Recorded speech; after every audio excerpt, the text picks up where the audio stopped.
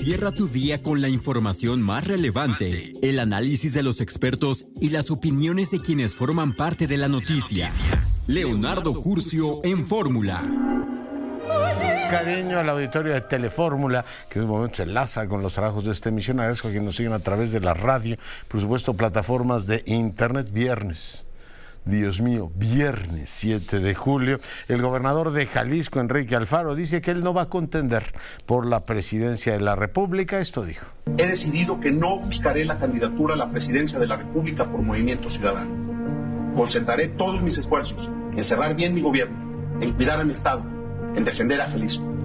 Eso dijo Alfaro. Y bueno, pues una polémica en Movimiento Ciudadano. Ayer ya le platicaba lo que dijo Clemente Castañeda. Hoy Samuel García salió al paso y dijo: a ver, Clemente, te quiero mucho, eres mi compadre, pero no hay manera de que hagamos alianza con el PRI y el PAN, que se han dedicado a fastidiarnos con J, lo dijo en varias ocasiones Samuel García, así es que no lo vio. Dante Delgado dijo: nosotros no podemos entrar a esta alianza, en este caso respeta, por supuesto, las decisiones de sus gobernadores, los dos de Movimiento Ciudadano, pero que de momento esto de ir con el PAN no, y con el PAN y con el PRI no es un asunto que esté considerando. Presión pues sobre los naranjas. La secretaria de Seguridad, Rosa Isela Rodríguez, informó que el gobierno de México se unió a la coalición global para atender las amenazas de las drogas sintéticas. Alicia Bárcena, canciller designada, tomó protesta a 48 miembros del Servicio Exterior, informó que apuesta por enaltecer y valorar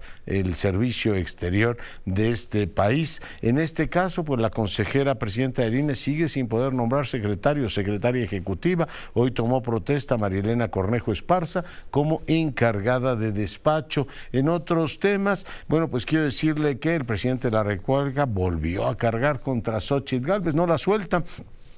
Dice que él no la destapó como candidata de la oposición. ¿Se acuerda que después, 4 días después, ya que todo el mundo está hablando de Xóchitl, dijo: ya sé, les voy a decir quién es, y es Xóchitl, pero bueno, dice que es un intento de engañar a la gente, ¿no? Entonces, bueno, está de jefe de campaña de su partido, a pesar de que es el presidente de la República. El ejército detectó al menos 25 talamontes con maquinaria en Huitzilac, aquí en el estado, muy cerca de la frontera entre la capital y el estado de Morelos. En este caso también le informo que un tribunal colegiado en materia civil aceptó conocer el recurso de impugnación presentado por la presidencia contra el amparo de Xóchitl Gálvez.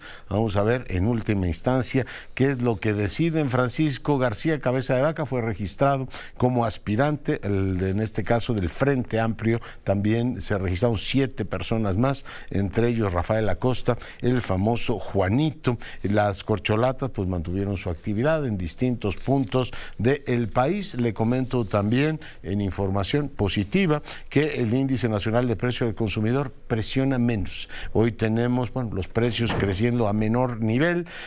La mala noticia es que los alimentos y las bebidas siguen creciendo al doble de la inflación general. Me permite que hagamos una breve pausa. Le adelanto que en un momento más vamos a tener una conversación con la ministra de Economía del Canadá, que acaba de estar en México para la reunión de evaluación del TEMEC. Volvemos. @Leonardo Curcio, abriendo la conversación. Marina asegura aproximadamente 30 kilos de droga en el Aeropuerto Internacional de la Ciudad de México. Es un tema importante. 3 eventos diferentes. Personal naval logró el aseguramiento de esta cantidad, en este caso de drogas. Se realizaron en coordinación con la aduana de la capital, con, en este caso, pues la revisión de los rayos X en 3 eventos diferentes.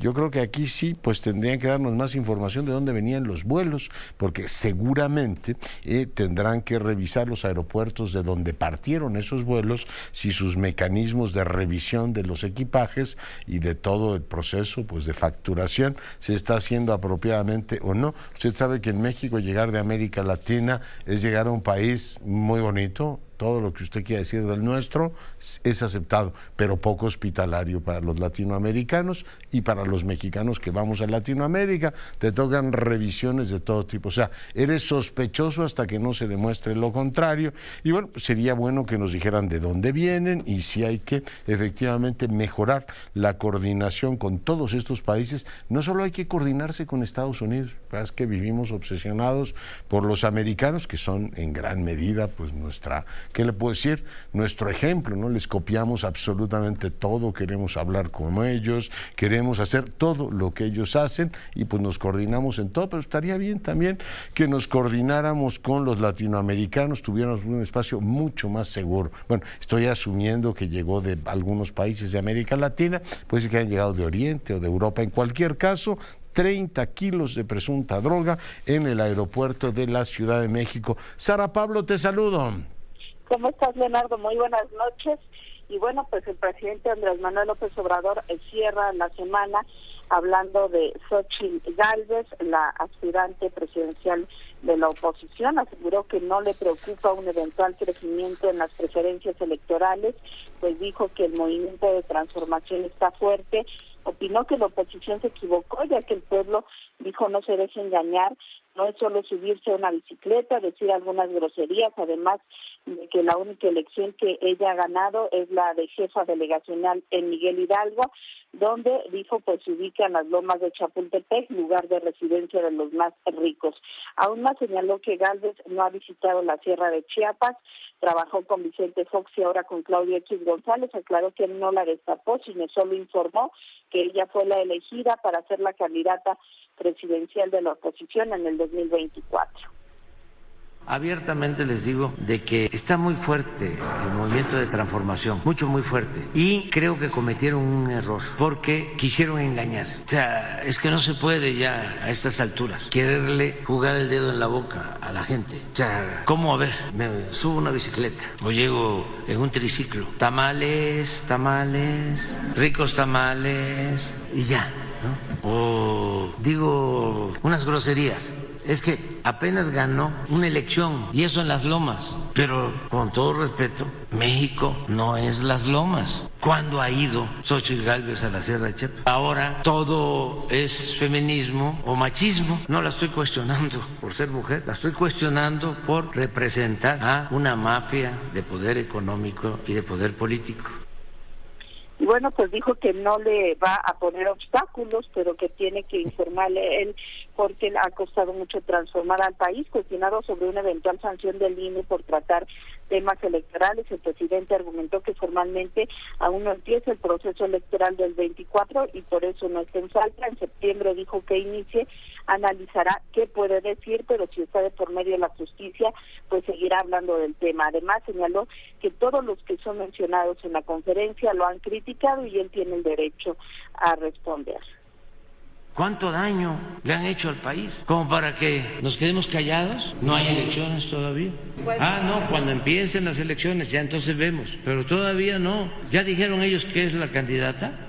Todavía no, empieza el proceso electoral hasta septiembre. En septiembre vamos a ver qué se puede decir. Claro, si está de por medio la justicia y la democracia, pues vamos a tener que seguir hablando. Y a todos los que mencionamos, todos se nos han lanzado. La señora Xóchitl, que no ha venido aquí y desde que estaba en el Senado en contra de nosotros, en contra mía, y que no le puedo contestar nada. Es nada más de allá para acá, no es de ida y vuelta, no es un diálogo circular, nomás no nos ofendamos. Ay, Dios mío. Pues así cerró la conferencia. El diálogo circular, bueno, es el que quería tener Xóchitl ahí con él. Y bueno, para no estar preocupado, mi querida Sara, claro, esto lo digo yo, no tú, para no estar preocupado, pues lo disimula muy bien el presidente. Pero bueno, Sara Pablo, ¿algún tema más?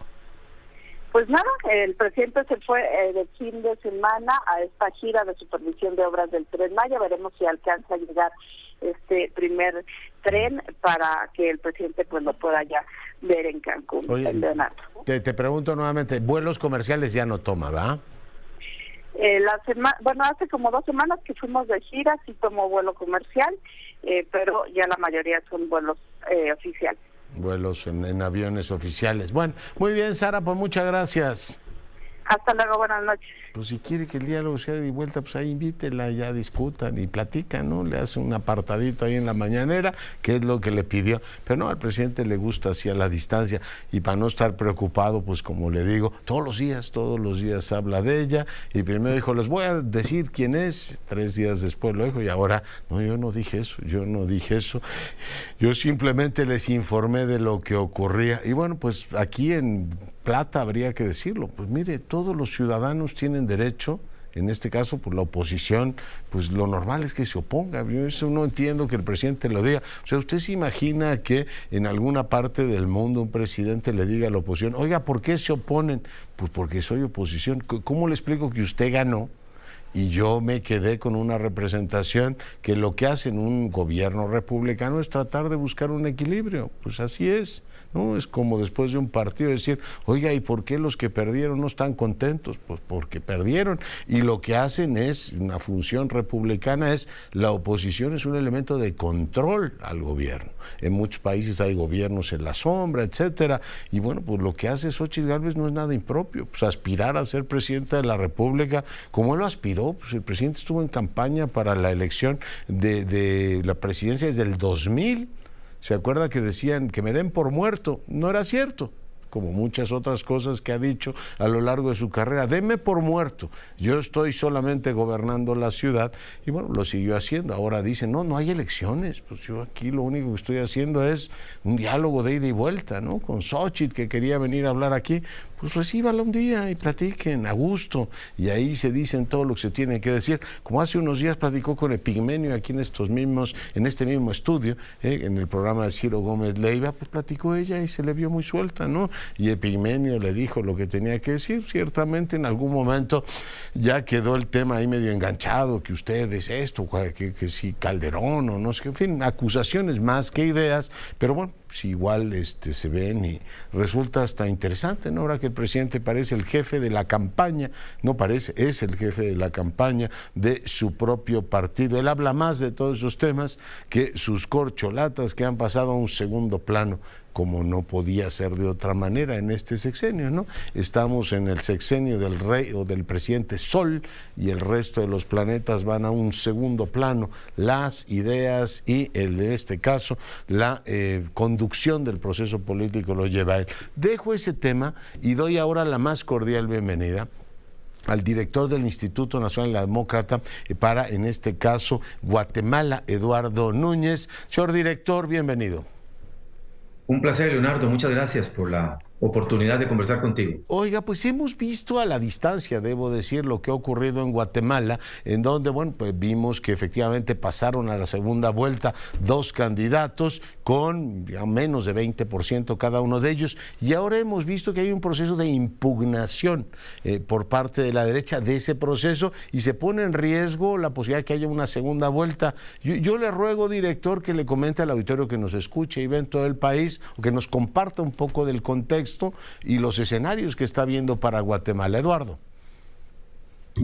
Con el mayor gusto, Leonardo. Bueno, efectivamente estamos en una fase postelectoral en donde confluyen básicamente como 2 procesos. Por un lado, el proceso legalmente establecido en el país, en el marco de la ley electoral y de partidos políticos y de la ley de amparo, que establece un orden que permite, digamos, a los partidos seguir una lógica de impugnación. En el caso guatemalteco, nosotros tienen un sistema un poquito diferente al mexicano. Ustedes tienen un sistema de 2 órganos, un órgano administrativo, el INE, y un órgano jurisdiccional, el Tribunal Electoral del Poder Judicial de la Federación. En el caso guatemalteco es un órgano electoral único, el Tribunal Supremo Electoral, que reúne tanto las funciones administrativas como las judiciales. Ahora bien, a pesar de su nombre, Tribunal Supremo Electoral, en la práctica todas las decisiones administrativas y judiciales que el tribunal toma pueden ser impugnadas por la vía del amparo ante la Corte Suprema y la Corte de Constitucionalidad. Entonces hay una serie de impugnaciones asociadas con elecciones municipales y con elecciones legislativas que fueron presentadas y que están siguiendo el curso normal de ese proceso legalmente establecido en el orden constitucional y político guatemalteco. Pero estamos viendo también otro fenómeno, y es que una serie de partidos con una inconformidad en torno al resultado electoral, han acudido a la vía de los tribunales, hacia una suerte de judicialización paralela del proceso, tratando de cuestionar el conjunto de la elección, o sea, la elección general en su conjunto, incluyendo la elección presidencial, a pesar de que los resultados fueron razonablemente claros durante la jornada electoral del 25 de junio y que las posteriores verificaciones, las audiencias de revisión, como son conocidas en Guatemala, ratificaron el resultado y que hubo dos verificaciones independientes, una realizada por la Misión de Observación Electoral de Guatemala, un conteo rápido que concordó en el resultado presidencial, y más recientemente una verificación completa y digitación completa de todas las actas por una organización civil que también ratificó el resultado. Pero Eduardo, déjeme preguntarle, porque tenemos efectivamente que contextualizar esto. Por un lado hay en varios países de América, incluidos los Estados Unidos, estos como negacionistas de la vía democrática que aprovechan pues esta narrativa de que hubo un fraude y de que no aceptan los resultados, y por otro lado tendríamos en la otra canasta pues gente o partidos que pueden, como digamos en cualquier régimen de derecho, tienen pues la posibilidad de acudir a los tribunales y decir no estoy conforme porque supongo que se cometió una irregularidad. ¿En qué caso estaríamos? ¿Estamos ante los deniers, o sea, ante los negacionistas de una vía democrática funcional para Guatemala, o ante una legítima inconformidad, Eduardo, de esos partidos? Yo te diría que como tenemos una elección general, en realidad hubo 5 elecciones, la elección presidencial, la parlamentaria, la del Parlamento Centroamericano y por supuesto las elecciones municipales. Tenemos de los dos, tenemos un conjunto de actores que tienen dudas sobre resultados específicos para la adjudicación de una alcaldía o para la adjudicación de una diputación y que están siguiendo una duda razonable, digamos. Exacto, lo que sería el orden normal, o sea, judicializar las disputas electorales es el orden normal en un régimen democrático, o sea, acudir a las instancias judiciales que pueden resolver las disputas electorales. También tenemos una serie de actores políticos, sociales en el país que sí han adoptado la narrativa de que se ha presentado un fraude electoral. Y entonces estos actores están, digamos, trabajando en 2 dimensiones, operando en 2 dimensiones. En la dimensión política, es decir, reforzando un relato de que se presentó una alteración a la voluntad popular y que además en la votación más contundente fue el voto nulo, o sea, el porcentaje de votos válidamente emitidos más alto es el voto nulo, que alcanzó un 17%, versus un 15.8% de la candidata doña Sandra Torres y un 15.8.9% del candidato don Bernardo Arévalo. Pero entonces ese otro conjunto de actores operan políticamente y operan también presentando recursos ante la Corte Suprema de Justicia y ante la Corte de Constitucionalidad, tratando de cuestionar el resultado electoral en su conjunto. Este segundo segmento, Eduardo, ¿estaría actuando, déjame decirlo así, deslealmente con las instituciones democráticas? Creo que estaríamos ante la resistencia a aceptar un resultado electoral que ha sido percibido como sorpresivo. Un resultado electoral inesperado, si ustedes quisieran. Y aquí tenemos el tema de que un par de días antes de las elecciones se presenta una encuesta que reflejaba, digamos, un comportamiento, una estructuración de preferencias electorales diferente a la que salió 2 o 3 días después. En ese sentido, si bien se ratificó, la posición en el primer lugar de la candidata de la Unidad Nacional de la Esperanza, doña Sandra Torres, las 2 personas que aparecían en el segundo y tercer lugar caen en las posiciones y emerge una persona que estaba dentro, digamos, del margen de error de las encuestas. Esa irrupción, digamos, de un candidato inesperado. Que es el caso de Arévalo, ¿no? Es el caso de don Bernardo Arévalo, explica en alguna medida este cuestionamiento, digamos, esta duda que se instaló, como digo, en un grupo de actores, partidos políticos, pero también de actores sociales que han levantado esa preocupación. Pues es efectivamente muy interesante el tema. Te pregunto, ¿hay condiciones para que haya segunda vuelta o esta judicialización paralice esa posibilidad? Bueno, te diría que la Corte de Constitucionalidad, que es la última instancia, la que tiene que en última instancia resolver las disputas electorales, acogió de manera temprana un recurso de amparo presentado por 14 partidos políticos que no estaban satisfechos con el proceso de calificación de las elecciones que habían adelantado las juntas electorales, y ordenó un proceso en el cual estamos en este momento. Ordenó que se repitieran las llamadas audiencias de revisión, que son un espacio en donde los partidos y las juntas revisan las impugnaciones presentadas en las juntas receptoras de votos durante la noche de las elecciones. También ordenó la posibilidad de que se diera un cotejo de actas, o sea, que se tomara cada acta y se cotejara contra las copias en manos de los partidos políticos, de los fiscales de los partidos políticos. Ese proceso concluyó el día de ayer. Las 23 juntas electorales departamentales concluyeron el proceso. Y lo que viene ahora es certificar los resultados, o sea, calificar la elección y pasarle la información al Tribunal Supremo Electoral para que el Tribunal Supremo Electoral adjudique los votos y convoque a la segunda vuelta. Desde mi perspectiva, se han cumplido las instrucciones o el mandato derivado de la resolución del amparo provisional de la Corte de Constitucionalidad hasta el momento. El Tribunal Supremo Electoral ha dicho el día de hoy, en una conferencia de prensa, que va a esperar a que se agote el plazo, básicamente judicial, que estableció la Corte, que era de 2 semanas, para que los partidos puedan presentar en última instancia las inconformidades que tengan. Entonces yo te diría que todavía estamos en un pequeño impasse, un impasse que podría tardar 8 a 10 días en promedio, hasta que se evacúen una serie de recursos que están presentados y el tribunal decida proceder a calificar y convocar a la segunda vuelta presidencial para el 20 de agosto de este año. 20 de agosto. Muy bien, pues muy claro, y no sabes cuánto te agradezco, Eduardo, el tiempo que hayas explicado al auditorio que nos escucha y ve en todo el país, el proceso político e institucional que vive nuestro vecino, nuestro muy querido vecino Guatemala. Te mando un gran abrazo. Muchas gracias, igualmente, y gracias por la oportunidad de compartir contigo y con los telescuchas. Un abrazo. Somos, por supuesto, nosotros los agradecidos. Eduardo Núñez es el director del Instituto de la Democracia. Bueno, el día de hoy enlazándose efectivamente con usted y platicándole la situación que se vive en Guatemala. Sandra Torres y Bernardo Arévalo irían a la segunda vuelta. Hay, pues, por supuesto, hay una enorme incertidumbre.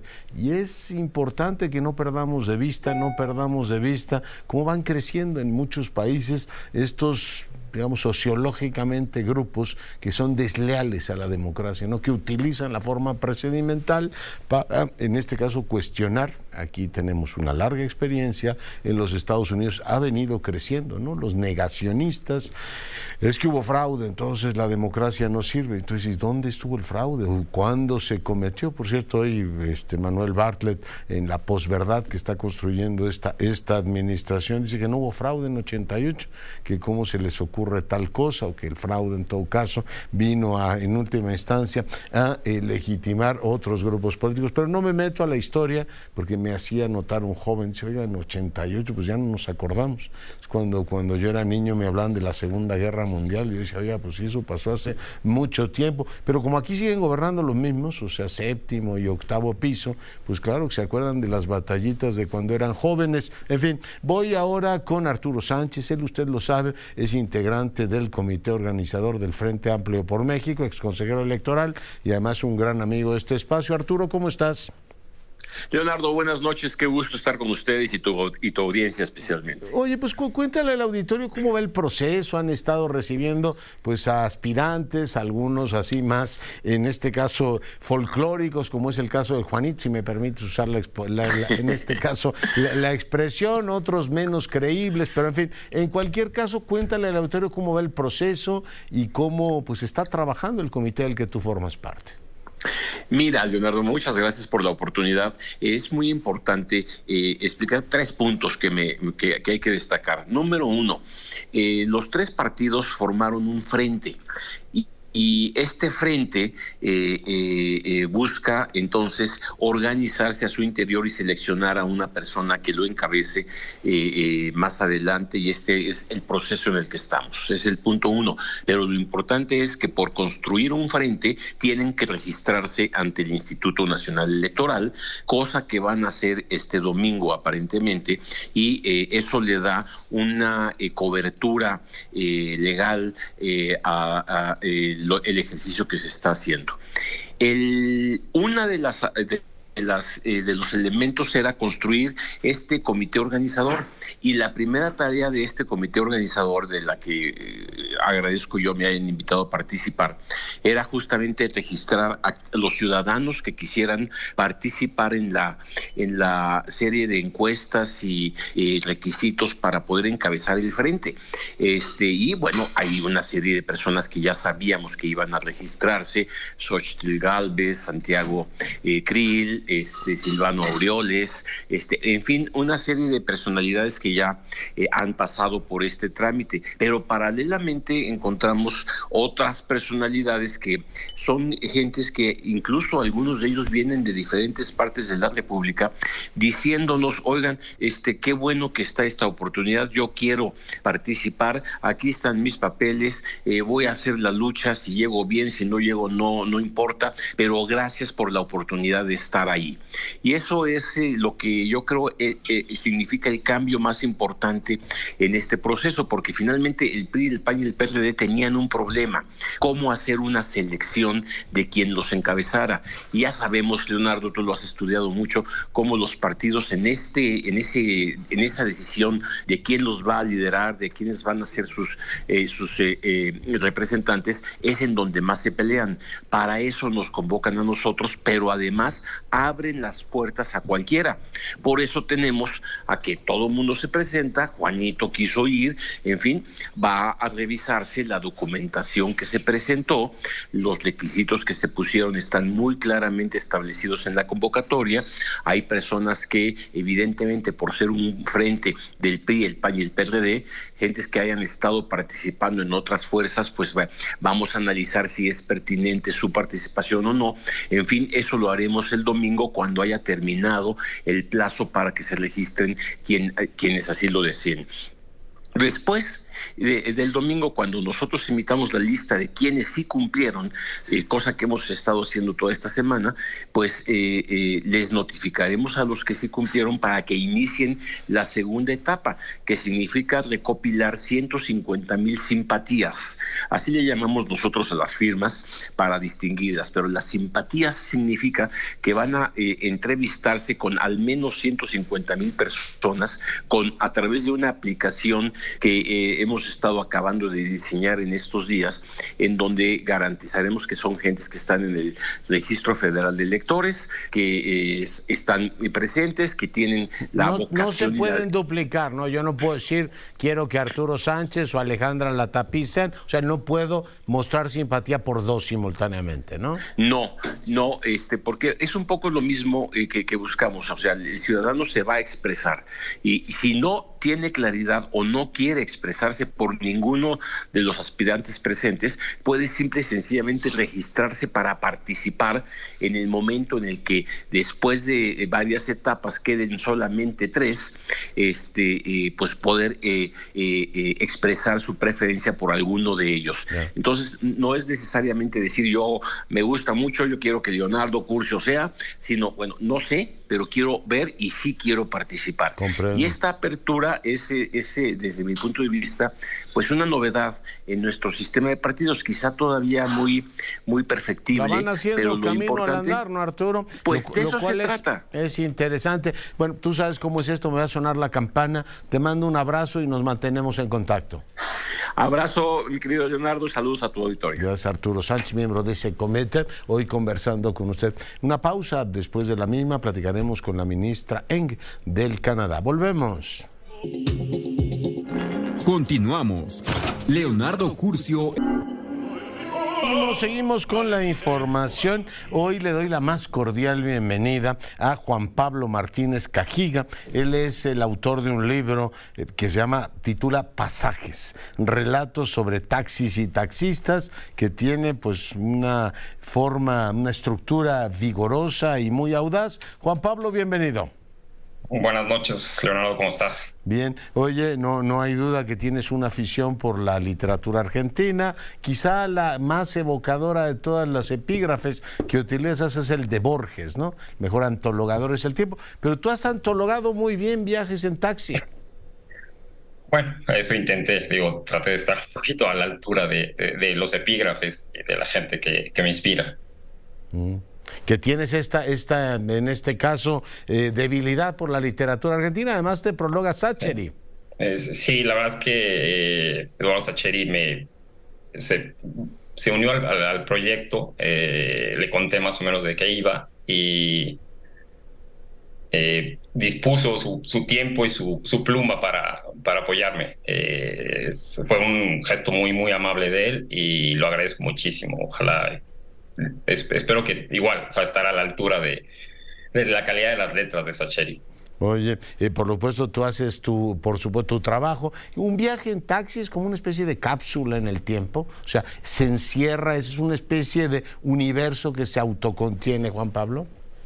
Sí, son momentos como muy puntuales, porque el periodo que viajas en taxi, en esta ciudad de México, puede ser muy grande o puede ser un espacio muy corto de tiempo, y el poder enganchar una conversación con las personas que van, ya sea tanto por tu propio humor como el estado anímico del taxista, pueden discurrir muchísimas cosas. Yo creo que es muy variable, y las primeras veces que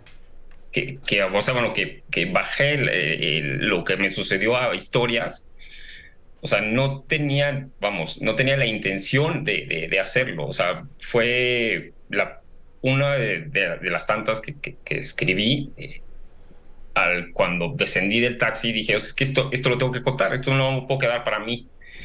Y surgió la necesidad de escribir, y poco a poco fueron dándose las cosas. Yo cuando me subo a un taxi, Juan Pablo, lo primero que diga es ponga el 104.1 de FM y vamos escuchando la radio hablada. Pero en muchas ocasiones, cuando no tengo esa posibilidad, siente uno como una especie de impulso por tenerle que decir algo al taxista o escuchar con atención lo que él te dice. Así es, y normalmente entramos en temas muy comunes, que puede ser el clima o puede ser, el fútbol incluso, el fútbol puede ser el gancho de algo. El clima es no querer habbar, ¿no? Oiga, está exactamente, mucho. Bueno, pues exactamente, sí. Está nublado, ¿qué calor ha hecho estos días? Justamente es evacuar la conversación, la función cero del lenguaje. Exactamente, y a veces puede funcionar como diván incluso. Yo creo que los taxistas, los sacerdotes y los psicoanalistas pueden clasificarse dentro de un mismo género de personas que van escuchando los problemas de los demás. Aunque en este caso, el libro narra episodios tanto de ellos como míos, y cuestiones que voy pensando o narraciones que ellos me van haciendo de su vida. Entonces, es muy variable. Quise ser nada más un transmisor de lo que viví en los momentos que estuve abordando los distintos taxis, las distintas rutas en esta ciudad.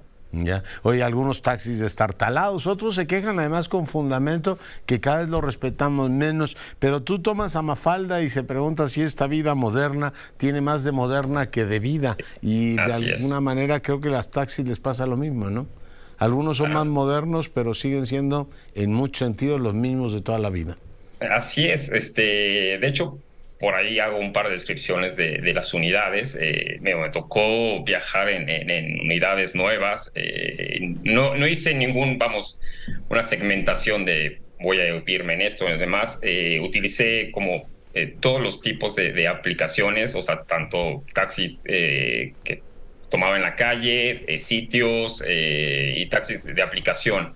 Entonces, fue variable y vamos, el ánimo de conversar, de darles, no sé, de humanizar quizá el oficio del taxista para que, vamos, o sea, ellos también tienen historias que contar, Claro, así como que tienen. todos nosotros. O sea, Oye, y tienen un escritor que las escuchó y las puso en forma de libro, lo cual es, por supuesto, digno de ser leído y escuchado. Juan Pablo, te agradezco mucho que hayas estado esta noche con nosotros. Muchas gracias a ustedes y al auditorio. Un saludo a todos.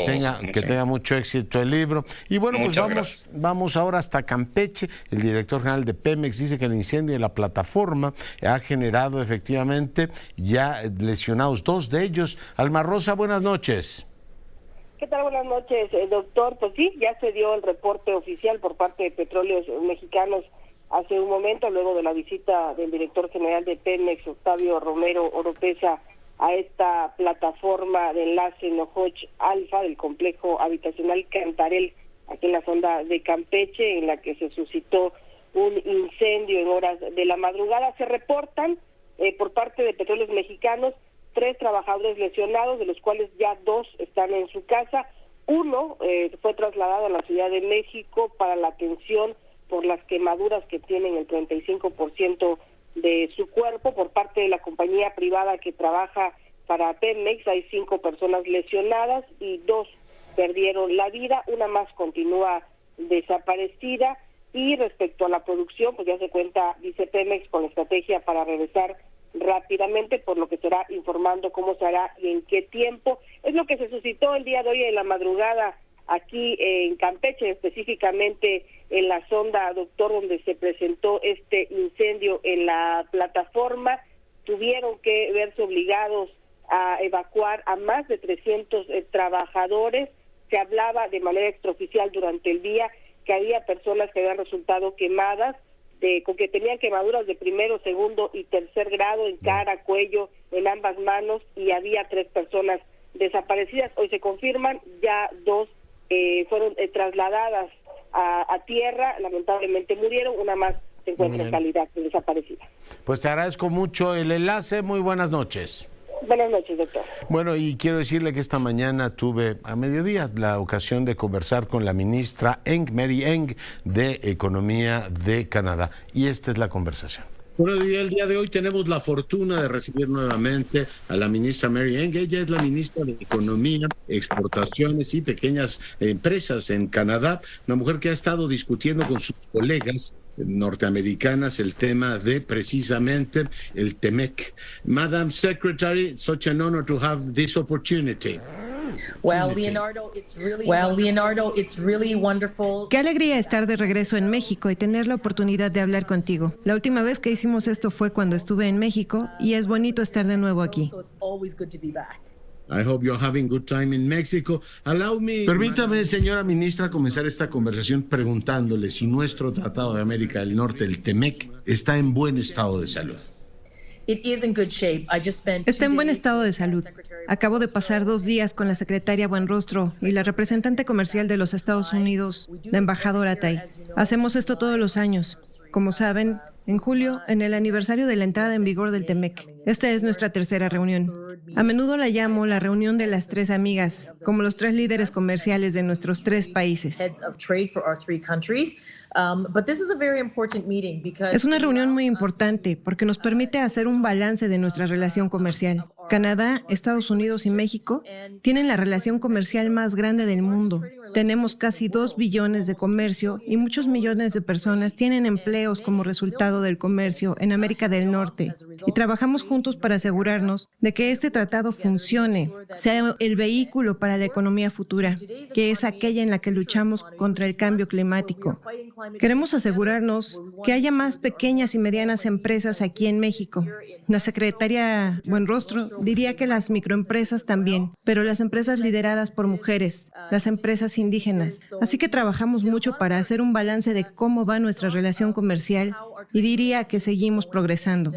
Permítame, Su Excelencia, preguntarle, en este nuevo panorama estratégico que tenemos a nivel global, el nombre del juego es la relocalización, lo que en inglés llaman el nearshoring. Y aparentemente nosotros en América del Norte aspiramos a ser la región más competitiva del planeta. Le pregunto, Podemos conseguir este objetivo manteniendo un alto estándar verde y altos estándares laborales, además siendo una democracia, o los autoritarismos asiáticos tienen una ventaja decisiva sobre nosotros en ese campo. Bueno, creo que lo que estamos haciendo aquí es bastante único entre Canadá, Estados Unidos y México. Tenemos un acuerdo de alto nivel en TEMEC. Y es uno que tiene estándares sólidos para el trabajo, así como para el medio ambiente. Y es uno que pone a las personas en el centro de nuestro acuerdo comercial. Nos reunimos con empresas, tuvimos grupos empresariales que vinieron a reunirse con nosotros. Por cierto, esta no es la primera vez. Cada vez que hemos hecho una reunión de la Comisión de Libre Comercio, nos hemos reunido con empresas. Cuando estuvimos aquí en México, fueron mujeres empresarias, pequeñas la primera vez. La segunda vez, el último año, tuvimos una cumbre comercial compuesta por mujeres líderes de los 3 países que vinieron a Canadá.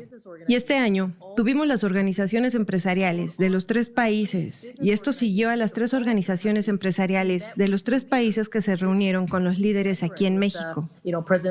En enero, con el presidente López Obrador, con el primer ministro Trudeau, con el presidente Biden, y nosotras estamos liderando con nuestros valores.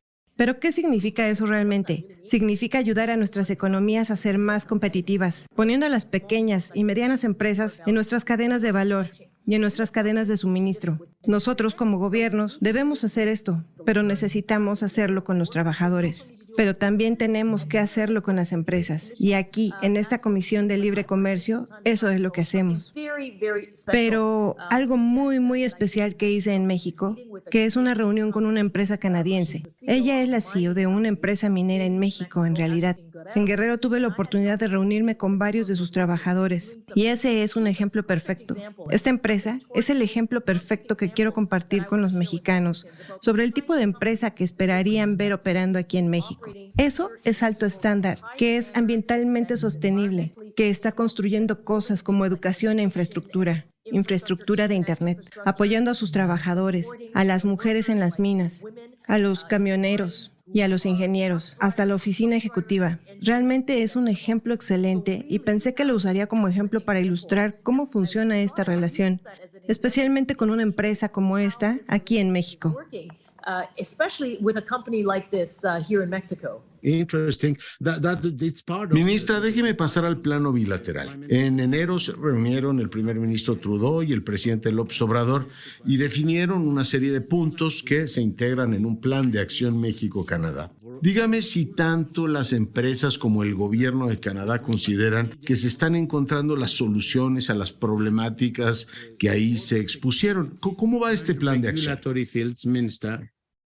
Well, in a relationship as large as ours, there are always opportunities. En una relación tan amplia como la nuestra, siempre hay campos de oportunidad para resolver muchos problemas. Yo estoy muy satisfecha de trabajar con Raquel Buenrostro. And of course, Prime Minister Trudeau and President López Obrador spoke about the importance of creating. Los dos mandatarios acordaron transparencia y métodos de trabajo para que las compañías puedan tener certidumbre.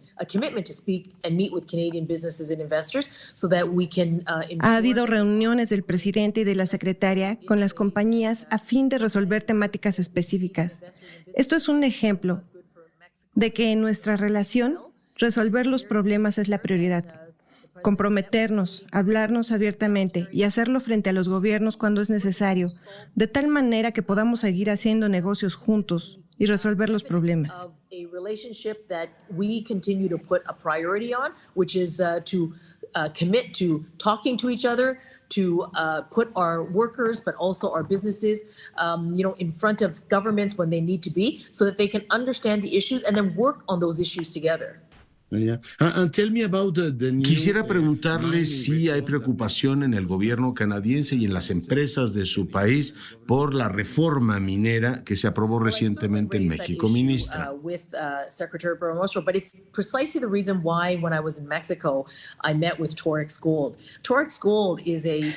Yo planteé el tema a la secretaria Buenrostro y es la razón por la cual, cuando estuve en México, me reuní con Torex Gold. Es un importante inversionista en México y tiene una muy amplia operación en el país. With the CEO. She's a Canadian female mining leader. And what she is doing in Guerrero is very, very important and very, very interesting. I had a chance to speak to many of the workers. Tuve la ocasión de reunirme con la directora general, que es una canadiense, y también hablar con los trabajadores y tener mesas redondas. Y como le decía antes, ella está liderando la compañía de una manera muy interesante, siguiendo los valores. Leading this company to do mining, but in a way that is very, very sustainable and sensitive to the environment. Ella lleva la operación de manera muy sustentable, de tal manera que sea una minería no agresiva. Ella está desplegando estrategias de inclusión. Está bien. Está construyendo capacidades como edificar escuelas y crear oportunidades para tener más oportunidades de acceso al Internet y reducir la brecha digital. Create opportunities for greater access to digital or to the internet, and in doing so, working together. Yo quiero que los mexicanos entiendan ahí en Guerrero que la operación de las empresas canadienses son un buen ejemplo de lo que queremos hacer. I want Mexicans to understand that Canadians hold. Este es el tipo de empresa que quiero que los mexicanos sepan que pueden llegar desde Canadá. Los minerales son muy importantes porque los vamos a requerir para los teléfonos celulares y toda la tecnología y toda la lucha en contra del cambio climático será también gracias a esos minerales. Y queremos que los trabajadores lo hagan de manera segura. Whether it's for our cell phones or for the technology that we're going to need to fight climate change, it's going to come from these minerals. So mining them sustainably, having workers to work in them safely, these are the kinds of things that we are working together. Socially resilient. Madam Minister, has been a pleasure and a privilege to have. Ministra, ha sido un privilegio tenerla con nosotros. Welcome to Mexico once again. Thank you so much, Leonardo. Gracias. Espero que nos veamos pronto. To have this interview. Thank you very much and welcome to Mexico once again. Thank you so much, Leonardo. I look forward to the next time we speak. Bueno, y con esto nos vamos. Yo soy Leonardo Curcio. Le agradezco muchísimo su preferencia. Sigue nuestras frecuencias, disfruta el fin de semana y sea rabiosamente feliz. Se lo merece.